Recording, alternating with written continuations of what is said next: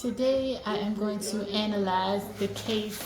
Now, I'm not a professional analyzer, but I'm going to do my analysis on this case. The case that I'm referring to is listed below as adult. I'm also going to be mentioning the youth also.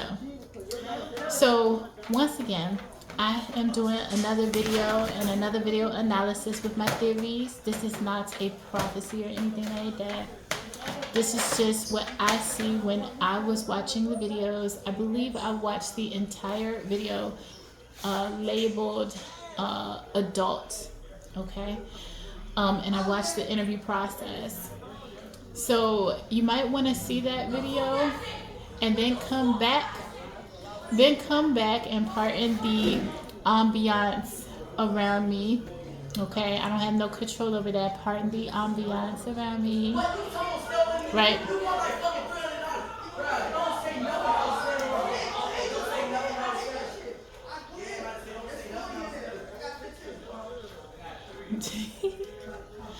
So, okay. So, you might want to go ahead and see those two videos. I'm going to speak loud. I'm not trying to shout at you, but I have a very soft voice, hence the microphone every time I sing. Don't have pipes, okay? So I can't sing without a microphone. And my voice will never win, okay? So I'm not trying to shout at you, but I need you to hear me because no one wants to hear a video with no sound, okay? So you might want to go ahead and watch these two videos so you can have the context and then come back and see this video, which is my analysis. You may not agree with me, but I tried to bring substantive, not necessarily perfect.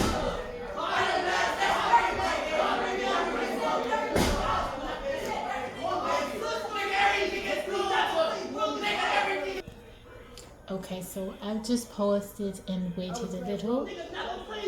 Okay. So, anywho. So, yeah. So, during this video, okay, so I'm going to go ahead and proceed as if you have watched these two videos. The links are listed below, okay? Especially the one that is labeled and entitled Adult. So during this video, it starts with a African-American male, and he walks in off the street into a place of business. As soon as he walks in into this place of business, I see a man that is saying, you will acknowledge my presence, you will respect me, you will, respect my existence, and I have worth and value. Now, you may disagree, and I also gather that I could be incorrect, okay? But this is what I see. And I think that the reason why I'm saying I see this is because when he came in and he picked up the bottle and he started drinking it, that was what I believe. He was subconsciously sending this message to the man behind the counter, okay? And so it was extremely provocative, okay? And it led to first a verbal altercation between the two men, and then it led to the murder, okay? Now, please understand that I am not saying that the gentleman that was murdered, the victim, did anything that would warrant or that would give the murderer, okay, reason to believe that he is invalid or that he has been demeaned in some sort of way. Two things can be true at the same time. Remember, a safety just mentality that I encourage people to have is when you go into a space, never presume presumptuously that others have similar life experiences and that they perceive things the way that you do. Some may perceive things on a higher level than you do, not to be insulting. Some may not have the capacity that you do, and they may be very quick to presume and make assumptions, and they may not have the tools to deduce and to reason, etc. And then you have some people who might be on the same page with you, but it's not safe to go in any space and just assume and presume that people will see things the way that you do. It's just not even safe, but also it's inaccurate, okay? So, there's not really nothing is needed in order for this man who walked off the street and came into this place of business. Nothing is needed, no provocation is needed or required in order for this mindset or this subconscious mindset, whether it's conscious or subconscious, accurate or inaccurate, because there's no guarantee I'm accurate. It's not needed on behalf of the victim. It's simply that this is possibly what subconscious or conscious mentality this person is coming in. That being said, this person is on the edge. I was trying to think of a way to say it, but that's actually a really good way to explain it. This person is on the edge, and it can't really be you can't really tell by outward appearance, but he is, which hence the murder. Now, what further, as I continue to listen, and I try to listen very diligently, because I'd like to at least have some semblance of knowing what I'm talking about, okay, if I'm going to formulate an opinion. So as I continue to listen further, I hear more things that seem to validate at least what I believe is happening here, whether it's subconscious or conscious, okay? And this man first goes into, once again, something about importance, okay? He talks about how he this is going to be for the books or something like that. Like, it's going to, people are going to talk about it. It's going to be famous. He's essentially going to have a name. And I was thinking to myself, wow, he wants to, I just got to be honest with, there's no other way to be than honest, right? So I'm going to be just honest, and it'll be easier for me, okay? So yeah, thank you. So I was thinking to myself, wow, this man wants to feel, not only does he want to feel validated, which I believe led to that man's murder, but this man wants to feel as if he is accomplishing something in his life, and he wants to, this is also more evidence of further need for validation. And this man is lacking in that, okay? And then he continues on further, speaking during this interview with the cops, and he mentions that after he drinks the bottle, so far we have two pieces of evidence, okay, to whether you disagree with what I see or not. We have him coming in and looking at the people and picking up the bottle and drinking it in front of them before paying.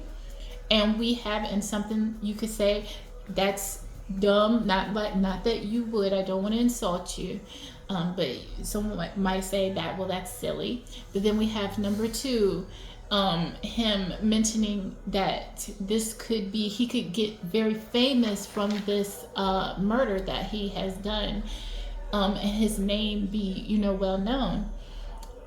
So evidence number three to back up what I believe I see in this man is he started talking about how his government program would not allow his baby's mother to be in his domicile, and so he could get in trouble. And he was explaining a way that this is why I did not call for help and have her body removed at the very least, because of this.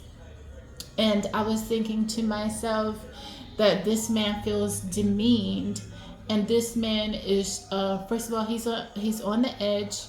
He's seeking validation.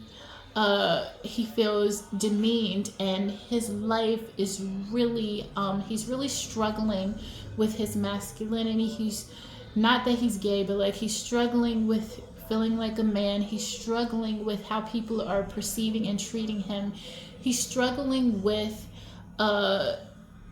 just we're adults. He's struggling with maintaining a sex life when the issues of maintaining a sex life sometimes lead to additional responsibilities, such as attachment with a woman that is very complicated for anybody, and then also that women attachment with a woman, which is the only right kind of sex for a man, can lead to having babies, which he now has a baby on the way. And this man is really struggling because his government program is acting as a adversary. When it is presented as a assistance to him, it is blocking him from doing what he believes is the right thing to do in regards with this woman. And it's also treating him like a diminished child or a juvenile. So it's very humiliating, emasculating, and embarrassing. And I continue to listen more and more as this man speaks. And he further goes on to say that he and his girlfriend started arguing. And he mentioned that they were arguing about government programs. And I was like, there we go. Matter of fact, it's so much evidence backing up what I'm saying. I know it might seem, you might not like me. I won't say you don't, because I realize that also could be insulting if you do like me. But you might not, because I seem arrogant. But nonetheless, it further backs up what I'm saying, because once again, I've stopped counting. If you notice, I just stopped counting the evidence because it's just so much supporting what I see. So they're arguing once again about the government program, something I think goes over, I don't know how all these hints and red signs and red flags go over so many people's heads. They just don't see. But once again, they're arguing about the government programs. If you go back to the point I last made about him bringing her into his domicile, because I want to revisit that right quick, it's interesting that her very existence was a problem. Like, she literally, like, I know I said that, but I want to let it marinate so it hits you. Her very existence was a problem, which I can imagine had to been extremely stressful, okay, for this man. So imagine you have a love interest. Let's say, we're not going to go into, because I feel like that's a distraction. I know I said that. We're not going to go into how deeply in love this man was. We're going to just keep it at the bare bone facts. A man is entertaining a woman, and he wants to have at least somewhat of a connection with her. And he decides it's right to bring her into his domicile because she is now carrying his child. But the government program says you're not supposed to do that, and you're not allowed to do that, boy. So now, if you put yourself in that situation, imagine how humiliating and how demeaning that is, actually. So also, I know I seem to be jumping from subject to subject, but as a minister, I must also say that I believe in marriage. Marriage is the only place between a man and a woman in which sex should be taking place. But what I am addressing here is a system that is not operating in integrity, because there is a class of Americans that the system is a problematic and an intrusive hindrance for the progression of the poor. Now, I'm certain, now I don't even want to say necessarily just black, because I'm sure that there are white people who are under the same rules, the same regulations, and dealing with the same intrusive government. I want to see the government have the same conversation they had with prostitution. This was a valuable and invaluable conversation that Americans had to have. It's uncomfortable, it's dirty, but it's a conversation that Americans had to have because we needed to establish that a prostitute is able to be raped. A prostitute is able to experience secondary crimes, many times more serious. And a prostitute is sometimes a witness to a crime that she is not participatory in. And she needs the ability to be a good Samaritan or a witness and reporter without being excluded because she of her line of criminal work. And America is, in this case, I'm proud of America because I'm proud that you came to the conclusion years back. America came to the right conclusion that it's right. We don't like this. We hate this. We don't want it in our streets. We don't want it in our cities.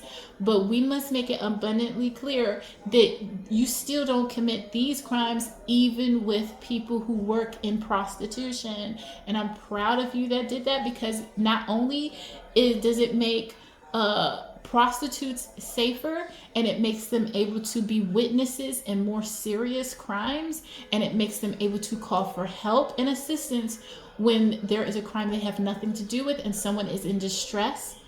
But it also makes all of us so much safer because if someone can murder a prostitute, they can murder anybody else.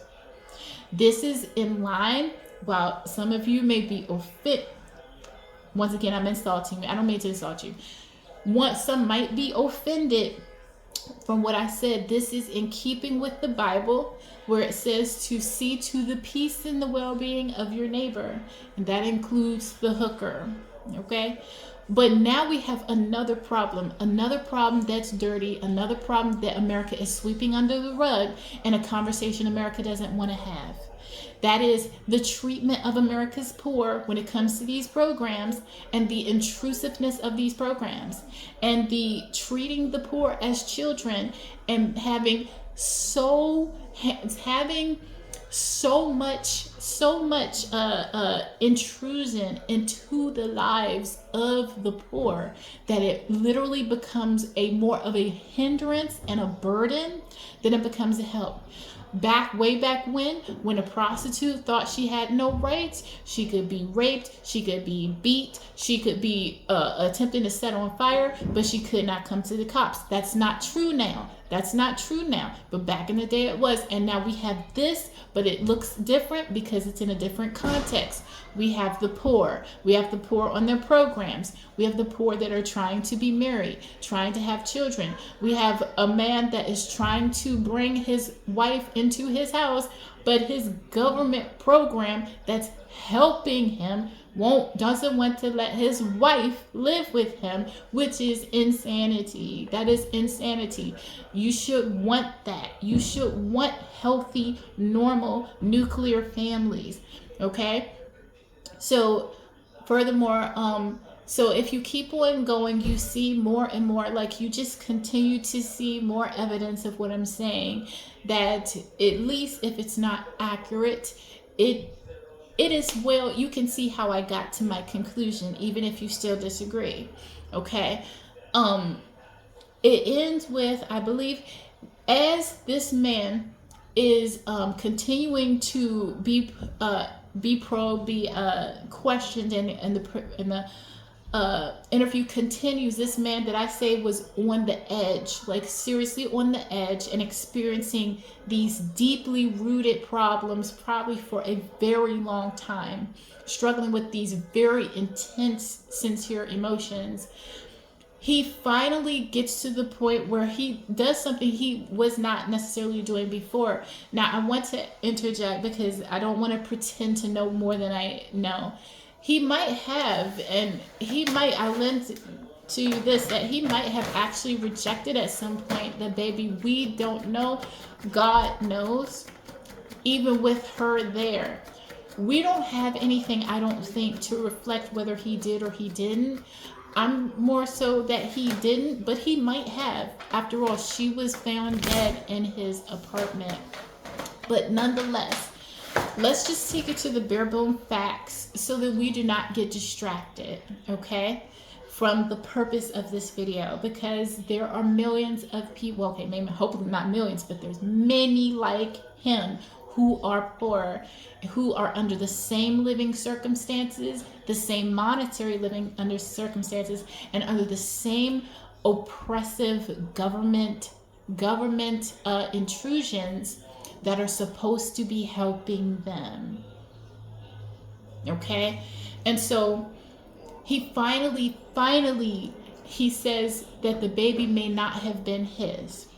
And I can't help but to wonder, because remember, if you piece it together, but you have to look with eyes that have integrity, because if you look with any other eyes, you won't see what you don't want to see.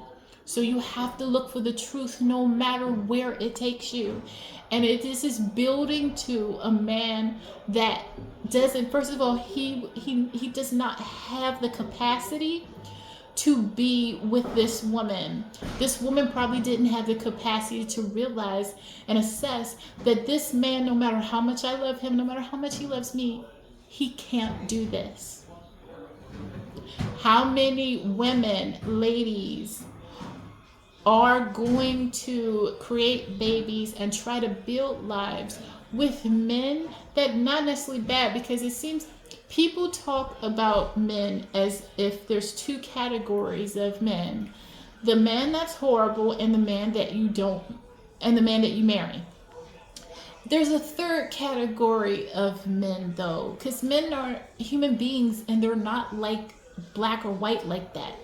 The third category is the man that you can't just do this. You can't. Okay, he lacks the capacity. He's not a criminal, but you can't, if you do marry him, you will be doing all of the load and the work. And then it might even be unfair. I said that.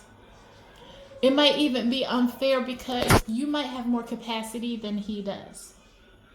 This man was I'm trying to explain, from what I see, this man was on the edge, and now he has a woman, and now he has a child. And he was on the edge before the woman and before the child. And what I am saying is a hard and controversial thing. I am asking you, ladies, first of all, you should not be sinning sexually. But second, there is a third category of man. The man that is not necessarily a criminal, and he's not necessarily your husband, but he also may not be the best one to marry because he genuinely doesn't have it. And especially with these government programs, and I'm not saying that if you're under government programs you can't marry or nothing like, I'm not saying that. That's the doctrine of demons. I'm not saying it. What I am saying is, especially with these intrusive, interfering, and hindering government programs, that the enemy actually, the devil could use against your marriage. Snap his fingers and all of a sudden it's against the marriage. Then what? Okay? What I am saying is, in this real world, that they started arguing, it seemed, a lot about these programs. And so then you have, it's just really stressful because these programs start to run, they are running their lives. So it's not them, it's not the couple, it's the man, the woman, and the United States government. Is that the relationship you want? Like, seriously, I have benefits, y'all, but I also have integrity. I have to tell the truth. That just means I know what I'm talking about. Do you want to be married to the United States government, basically? Do you want to be married? It's going to be 3 I do's at that altar, because I will not lie to you. The husband going to be like, I do. The wife going to be like, I do. and the United States government says, I do too. Is that the marriage you want? It's going to be three entities in that house: the man, the woman, and the United States government. Is that what you want? They were arguing about it. So this might be swept under the rug or whatever, but this is the conversation. It's the ugly conversation, just like prostitution. But once, America, you notice, once you got over how ugly and dirty that conversation was, and once you had integrity and brought that conversation out and had it and dealt with it like mature men and women, now you have safer streets. Now you have safer laws about sex trafficking and stuff. And now you have even hookers who are willing to pick up the phone and call the cops. So that makes a better world for all of us. You need to have a discussion in regards to the poor and the hindrances that these government programs are. And you need to have that conversation yesterday. It is an issue and a matter of integrity. I would like to see, as long as you qualify, that questions that are really just intrusive, that's really none of your business, and people being trained to accept that as a answer, a legitimate answer to a personal question that should not be asked. Like, well, are you in there by yourself? Like, that's really none of your business. I'm like, okay, well, as long as y'all not doing drugs or nothing like that, it's all good. Okay? As long as somebody's paying. Somebody paying. It's a government. Look, government. And would laws have to change? Yeah, but guess what? My God, and God is bold. Because I realize sometimes it's timidity. And then I'm like, okay, but what does God say? Your idol has been money. So yes, because this is not me. I believe it's God.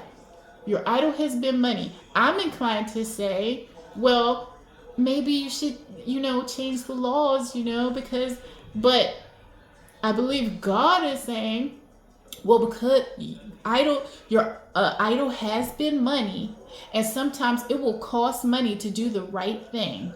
Like, you might be paranoid that somebody might get 2 additional cents and buy 2 additional packages of crackers. But you need to make a way and believe by faith, because without faith, it is impossible to please him. And I'm talking about the United States government, which is a democracy and not a theocracy, which is also sin, because God never told you to establish any other form of government, but he lets you do it. He lets you do it, but he didn't. You can't tell me that he told you to do that. But nonetheless, without faith, it's impossible to please him. And separation of church and state is not written in the Bible. It's not written in the Bible. You either had a godly leader or you did not. See, it's getting bold up in here. This is not me. I'm going to speak timid. This is straight Bible God. So yes, God's standard is higher than my standard. My standard is too timid. I'm going to let you off the hook. God's standard is, well, without faith, it is impossible to please me. You want me to bless your economy, America. You need to make every headway so that people can get married and stay married. Without faith, it is impossible to please me. Don't ask me to bless your economy and in the same time do everything you possibly can, because you're acting in fear instead of faith, to make it bad and difficult for poor people to be married, stay married, and have integrity, as well as be present for the babies that they bring into this world. So if one of them wants to go out and work, well, the man wants to go out and work, he can do that. Woman wants to stay home, breastfeed and all that, do that. The second video that is mentioned here in regards to the youth, if mama is at home, she's more able to do that. If they can properly address their older teens and etc. without interference from the United States government, that makes it more easy for them to address these behaviors with less governmental interference. telling us that, oh, it's too much, and etc., etc. So yes, it touches everything. And this is just the truth. It's a comfortable truth, but you can't be like, oh, we're a nation under God, and at the same point, you're operating in fear, because that's what that is. That's a Republican thing. So a lot of the interference is a Democrat thing. So that means both parties being called out for sin, because it's all sin. The Democrats want to be God instead of God, and many times want to be husband and father and daddy all in one. That is sin.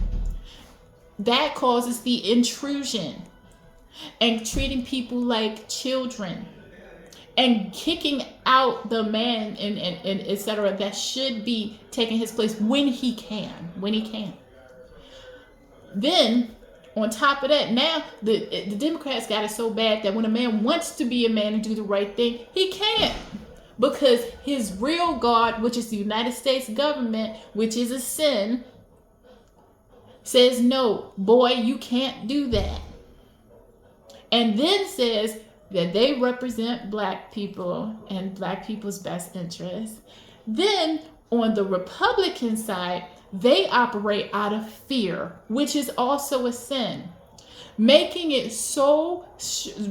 rules so crazy, once again, that it hinders things that are good, proper, and appropriate for people's health, wealth, mental health, and prosperity, and what God has determined matters to God. And God said, without faith, it is impossible to please me. And so you are sinning. So both parties are sinning. So Republicans, they are afraid. They operate in fear. Money is the idol. But yet both parties, you go to God and you say, I want you to bless my economy. But both of you sin against God in terms of money. Why should he bless you? Why should he bless your pocket? Why should he bless the American economy when the Republicans are moving by fear and the Democrats are being the idol and the husband in the homes of the poor? Both are inappropriate and both need to repent. This is an issue of integrity. And like the issue of prostitution, it will continue to hurt communities until you have a raw and honest conversation and come to a conclusion and a unified front against this problem that is plaguing the poor community amongst you. Who are your neighbors? And God said to look to the peace of your neighbor. But are you really doing it if you ignore this problem? I don't think so.